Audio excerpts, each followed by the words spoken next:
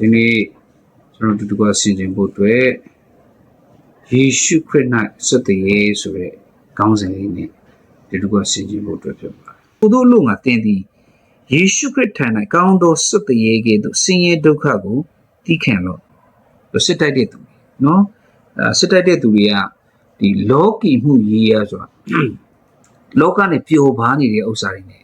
တွားပြီးဆက်နွယ်လို့မရဘူးတကယ်တမာတရားမှာယက်တည်ပြီးတော့မှခရစ်တော်အတွက်ကြံ့ကြံ့ခံတဲ့တမာတရားတိုင်းအသက်ရှင်မဲ့သူတွေက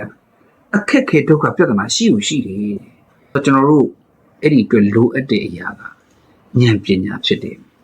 ဉာဏ်ပညာဆိုတာဘယ်လိုအခြေအနေမှာဘယ်လိုလောက်ကင်သွားရမလဲတမာတရားနဲ့အညီနှုတ်ကပတ်တော်ပေါ်မှာဘယ်လိုယက်တည်ရမလဲပြီးတော့မှဘယ်လိုအရာကိုပြန်ပြီးတော့မှတိုက်ထုတ်ရမယ်ဘယ်လိုလူမျိုးကိုရှောင်ရမယ်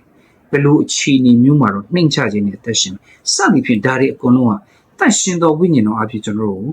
ပြီးထားတဲ့ဉာဏ်ပညာရှိပါတယ်အဲ့ဒီအတိုင်းသက်ရှင်သွားဖို့လိုအပ်ပါတယ်ဒါဆိုလို့ရှိရင်တော့ကျွန်တော်တို့ကလောကမှာယေရှုခရစ်ထံ၌ကောင်းသောစက်တရေဖြစ်ဖို့အတွက်ဖျားခင်ကျွန်တော်တို့ကိုဒီလိုပြင်ဆင်မယ်